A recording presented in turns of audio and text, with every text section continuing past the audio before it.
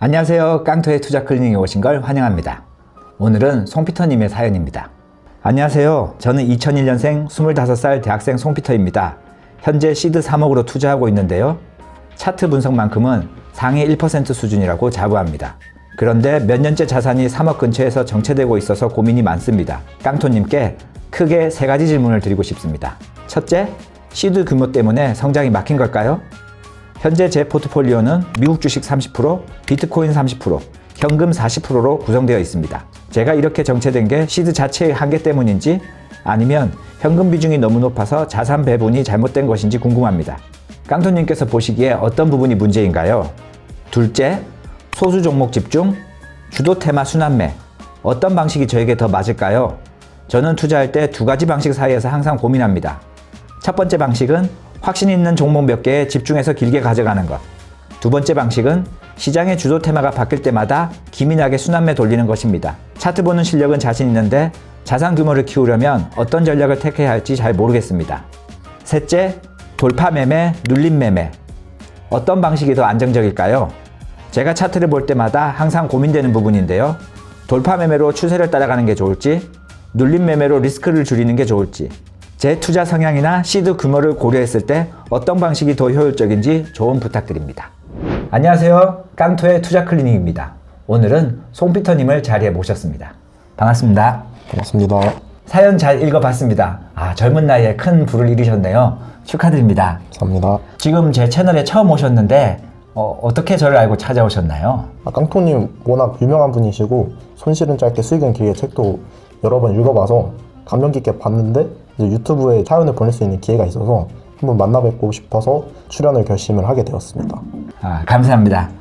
제가 적극적으로 도와드릴 수 있는 거 최선을 다해 보도록 하겠습니다. 처음에 주식 투자를 하는 게 생각보다 빠르게 시작하셨거든요. 제가 이제 20살 때 대학교에 입학을 딱 하자마자 코로나가 터져가지고 이제 모든 수업이 다 비대면이 됐거든요. 그래서 자연스럽게 이제 집에 있는 시간이 많았는데 그때 마침 뉴스에서 들려오는 얘기가 코로나 불장, 도박개미 운동 이런 얘기가 많이 나왔습니다. 근데 제가 이제 문과다 보니까 대부분 사람들이 이제 문과로 돈을 많이 벌려면 공부 쪽으로 많이 뛰어드는데 이제 저는 살짝 공부랑은 맞지 않다고 생각을 했고 문과로서 돈을 어떻게 많이 벌까라고 고민을 하다가 이제 주식 투자에 뛰어들게 되었습니다.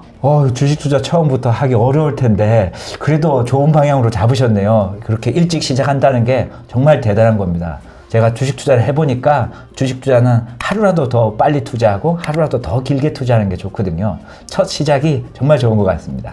감사합니다. 주식 투자는 그러면 어떤 방식으로 시작하게 됐나요? 제가 우선 그 시드머니를 벌려고 맥도날드에서 알바를 시작을 했고요.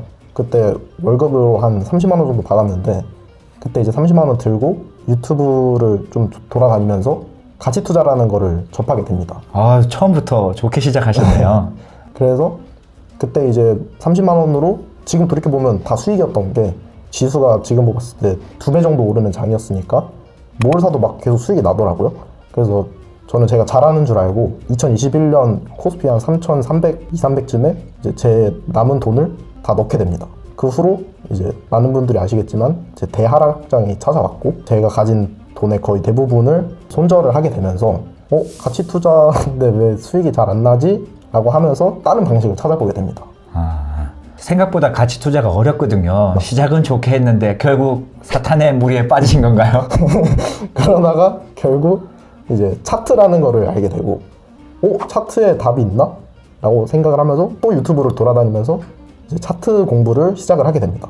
근데 이제 차트 공부를 하다 보니까 우연하게 자문사에서 이제 일을 할 수 있는 기회가 있어서 한 1년 반 동안 일을 했고요. 그 과정에서 이제 좀 트레이딩 기술들을 많이 배웠습니다. 그리고 그 배운 기술들을 갖고 이제 퇴사를 하면서 군 입대를 합니다. 그래서 군 입대를 하는 동안 제 개인적인 개인 매매 원칙, 리스크 관리 뭐 이런 것들을 정립을 해 나갔고 투자를 지금 이제 계속 그렇게 해오고 있습니다. 그나마 다른 분들에 대비해서 기관에서 운영하시면서 기술을 많이 배우셨나 봐요. 그러면 그 수익은 계속 지켜냈나요? 어떻게 됐나요? 이제 제 투자 스토리를 살짝만 말씀을 드리자면 제가 2023년 한 11월부터 본격적으로 2천만 원을 갖고 트레이딩을 시작을 했고요. 근데 그때도 코스피 장이 좋았어가지고 한 24년 2월까지 2천만 원이 한 2,700까지 불어나게 됩니다. 그리고 23년 2월쯤에 이제 비트코인 차트가 좋아 보여서 2,700만 원을 다 비트코인 현물을 샀고요. 그 후에 비트코인이 한 80% 정도 한 달 만에 올라서 이제 2,700이 거의 한 4,000, 4에서 5,000 가까이. 근데 이제 코인 선물이라는 게 있다는 걸 듣고 이제 코인 선물은 레버리지를 본인이 자유자재로 쓸 수가 있다라는 얘기에 혹해서 이제 이 4, 5천만 원을 다 코인 선물을 시작을 하게 되고요. 그게 이제 한 7천만 원까지 불어나게 됩니다. 근데 이제 여기서 좀 슬픈 이야기가 시작이 되는데 이제 24년 4월쯤에 전쟁 이슈가 터지면서 한 7천만 원에서 3천만 원이 사라지게 되고요. 그 다음에 이제 멘탈이 터져서 에라 모르겠다 하고 비트코인 한 6만 달러 부근에서 제가 5배율 롱을 잡게 됩니다. 그러다가 이제 24년 8월에 엔캐리 청산이 터지면서 이제 제 모든 돈이 다 날아가게 됐고요. 이제 그 당시가 상병 때였는데 근무할 때도 일이 손에 잘 안 잡히고 이제 밤마다 안 좋은 생각도 들고 그리고 이제 4년 동안 해온 노력에 부정당하는 기분이 들어서 아, 이 길을 계속 가는 게 맞나 아니면 차트 분석이 맞나 그냥 이런 모든 노력에 다 부정당하는 기분이 들어서 이제 앞으로의 삶이 좀 막막하고 이제 전역하고 뭐하지 이런 고민을 좀 많이 하게 됐습니다. 아, 힘드셨겠네요. 사실 큰 수익이 났다가 사라지면 대부분 멘탈을 지키기가 되게 어렵거든요. 근데 지금까지 뭐 잘 하신 것 같고 그나마 좋은 경험을 하셨다고 생각하시고 중요한 거는 아직 나이가 젊으시니까 앞으로만 더 잘하면 되는 거거든요. 방향성 자체는 사실 본인이 어떻게 하느냐에 따라서 다른 겁니다. 기술적 매매가 무조건 잘못됐다 이런 건 아니고요. 기술적 매매를 하더라도 리스크 관리라든지 과한 레버리지라든지 이런 부분만 관리만 잘하면은 반복할 경우에 수익이 나는 거거든요. 그래서 꼭 기술적 분석이 문제 있다, 내가 그동안 걸었던 길이 잘못됐다 이거는 아닌 겁니다. 중요한 거는 메타인지라고 해서 본인이 어떤 성격, 어떤 스타일인가 이게 제일 중요한 거거든요. 아무리 뛰어난 사람이라도 자기 성향과 맞지 않다라면 잘 못하게 되는 겁니다. 본인이 가치 투자를 하셨지만 그 성향과 안 맞았다고 해야 되나? 그런 거거든요. 근데 이 하나의 단편적인 것만 봤을 때 내가 가치 투자를 어설프게 알고 있기 때문에 이게 나 맞지 않다 이렇게 할 수도 있는 거거든요. 그러니까 지금 어떤 방식, 뭐 기술적 분석이든 기본적 분석이든 하나만 택해서 뭘 하기보다는 지금은 배워가는 시기니까 다 한번 배워보시고 어떤 게 내 스타일과 성향에 맞는지 그 부분에 대해서 고민하는 게 맞는 것 같습니다. 이제 그러다가 제가 한 달 동안 제가 그동안 했던 매매들을 복기도 많이 하고 옛날에는 기법 관련된 책을 많이 봤다면 그 한 달의 시간 동안은 이제 심리를 다룬 책들을 많이 봤습니다. 그 과정에서 이제 제가 느낀 거는 제가 너무 기법에만 집착을 했고 이제 심리적인 부분을 너무 무시를 했다. 그리고 리스크 관리를 안 한 것도 이제 나의 패착이었다는 것을 좀 많이 느꼈고요. 다시 한번 마음을 잡고 코인 선물을 시작을 하게 됩니다. 아, 시작이 다시 코인 선물이 분명 좋았는데 다시 코인 선물인 건가요? 근데 이제 제가 그때 예금에 5천만 원을 묶어둔 게 있었는데 그 예금을 해지하는 건 좀 아까워서 이제 예금을 담보로 대출을 받기 시작을 합니다. 그래서 5천만 원을 담보로 이제 비트코인이 5만 달러일 때 5배율 롱을 잡습니다. 그리고 24년 11월에 트럼프가 당선이 되면서 비트코인이 10만 달러를 찍게 됐고요. 와, 이 전생에 나라를 구하셨나 봅니다. 지금 생각해보면 운이 거의 90%였던 것 같습니다. 이제 시드가 2억이 넘으면서 다시 기사회생을 했고요. 그때가 제가 전역 한 달 전이었습니다. 아, 다 이게 군대 안에서 있었던 맞습니다. 일인 거예요?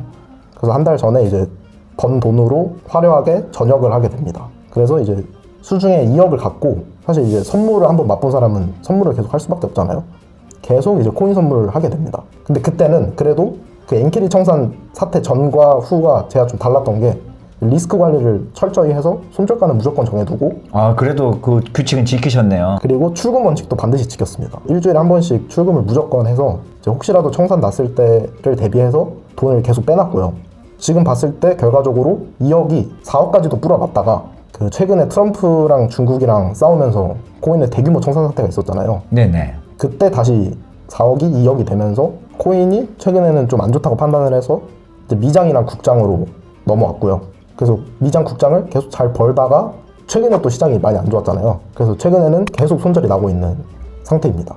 그래도 그나마 시장 파악이라든지 전반적인 흐름을 잘 체크하고 계시네요. 특히 저기 리스크 관리로 자금 일부분 빼내고 손절이라든지 손실을 최소화시킨다는 거는 매우 긍정적입니다. 깡토님께서 칭찬해 주시니까 기분이 좋은 것 같습니다. 아, 이제 빠따칠 겁니다. 코인 매매를 하실 때 그 어떤 기준으로 매매하셨는지 좀 보여줄 수 있나요? 아, 네.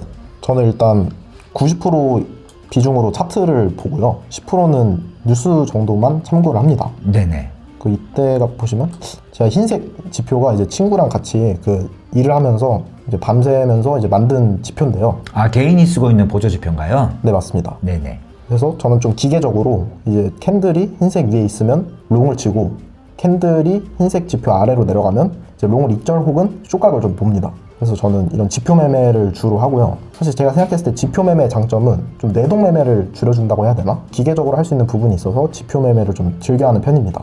그러면 저기 롱숏 전략을 동시에 하신 건가요? 아니면 오로지 롱만 하신 건가요? 롱숏 전략을 동시에 했는데 지금 돌이켜보면 둘 다 했다가 좀 시드가 갈린 것 같습니다. 이 지표 매매의 장점은 아무래도 규칙이 있다라는 건데, 문제는 이제 지표 매매가 전반적으로 모든 걸 다 해결해 주진 않거든요. 이 지표라는 게 물론 지표마다 다르겠지만은 통계적으로 어땠는지를 결국 살펴보는 게 중요한 건데, 지금 비트코인을 보시더라도 지금 이 구간에서는 롱이 나와서 맞겠지만은 이 나머지 구간에서는 힙소가 많은 구간으로 볼 수 있는 거거든요. 아마 평균을 따져서 하는 거기 때문에 평균이 있을 때는 상대적으로 큰 수익이 나는데 평균을 벗어나는 행위가 한 번씩 생기거든요. 그 돌발 변수 때문에 사실적으로 매매하는 게 힘들다, 이렇게 보시면 됩니다. 맞습니다. 실제로 이때가 제가 전 재산을 날린 엔캐리 청산 때, 그리고 제가 다시 시드 2억을 만들었을 때가 이때가 트럼프 당선 때, 이때 다시 수익을 크게 보게 됩니다. 그리고 이후에는 이제 말씀하신 대로 휩소가 계속 나와가지고 이 구간에서는 좀 익절 손절을 계속 반복을 했고요. 최근에는 이제 캔들이 이 지표 밑에 있기 때문에 이제 비트코인은 보수적으로 보면서 정신 매수만 하고 있는 상태입니다. 네네. 지금도 아마 기준을 잘 정하셔서 잘 하고 있는 거로 보이거든요. 사실 규칙과 기준이라는 건 정하기 나름인 거지 딱 어떻게 해야지 수익이 난다 이런 건 사실 존재하지 않거든요. 타점이라든지 기법이라든지 이런 걸 공부해 보셔서 더 잘 알겠지만 영원한 전략이란 건 사실 존재하지 않거든요. 수익은 시장이 주는 겁니다. 내가 잘해서 하는 게 아니라 수익 자체는 시장이 좋고 큰 폭으로 성장할 때 가장 큰 수익이 나는 거고, 나머지는 리스크 관리가 대부분이거든요. 이게 시장이 주다 보니까 그 시장이 운이 나한테 올 때까지, 그때까지 내가 리스크 관리를 해서 버텨야 되는 거거든요. 지금 이 구간 같은 경우에도 계속 하락을 하고 있잖아요. 이 하락이 사실 언제까지 될지 아무도 예상이 안 되는 거거든요. 보조 지표를 보든 경제 환율을 보든 여러 가지 아무 걸 다 봐도 실제적으로 언제까지 하락할지는 아무도 예상 못 합니다. 그걸 예상할 수 있으면 점찍을 차리는 게 훨씬 낫겠죠. 그만큼 어려운 거거든요. 그렇기 때문에 지금 기술적 분석을 100% 본인이 다 해가지고 하기보다는 지금부터는 펀드멘탈 관련 공부도 좀 하시고, 기술적 분석도 단순하게 어떤 기법, 타점 이런 거보다는 리스크 관리를 좀 더 어떻게 할 것인지 그 부분에 대해서 하시는 게 조금 더 도움이 되지 않을까, 이렇게 생각합니다. 우선 리스크 관리라고 하면 대부분의 사람들이 손절만 생각하거든요. 본인도 손절 리스크 관리라고 생각했죠? 맞습니다. 네, 대부분이 손절이 리스크 관리 전부인 줄 알고 있어요. 근데 손절은 리스크 관리의 첫 번째, 그냥 기본적으로 해야 되는 첫 번째 원칙이라 보시면 되거든요. 나머지는 손절이 아니라 계좌의 베팅 금액을 얼마나 할 것인지, 내가 쓰러졌을 때 다시 어떻게 하면 일어날 수 있을지, 그런 부분을 고민하셔야 되는 거거든요. 본인이 예금 5천만 원이 만약에 없었다면 사실상 일어날 수가 없는 거였거든요. 근데 본인이 예수금이 있었기 때문에 일어날 수 있었다, 이렇게 생각하시면 됩니다. 그만큼 내가 리스크 관리를 했구나. 근데 그 리스크 관리라는 게 그때는 조금 두리뭉실했다, 이렇게 보시면 될 것 같고, 앞으로는 리스크 관리를 조금 더 정형화되고 체계적으로 그렇게 생각하시면 됩니다. 오늘 손피터님 사연을 보니까 정말 빠른 시기에 빠른 나이에 많은 경험을 하신 것 같아요. 원래 투자라는 건 경험을 많이 할수록 노하우가 많이 생기는 거거든요. 물론 잘하신 것도 있고 또 일부분 문제된 것도 있는데, 제가 봤을 때는 전반적으로 긍정적이라고 보는 거고, 앞으로 잘하면 되는 거니까 수익에 대해서 너무 큰 걱정하지 마시고, 다음 시간에는 제가 어떻게 송피터님을 도와서 빠따를 치거나 더 잘할 수 있도록 조언을 드리도록 하겠습니다. 네, 달게 받겠습니다.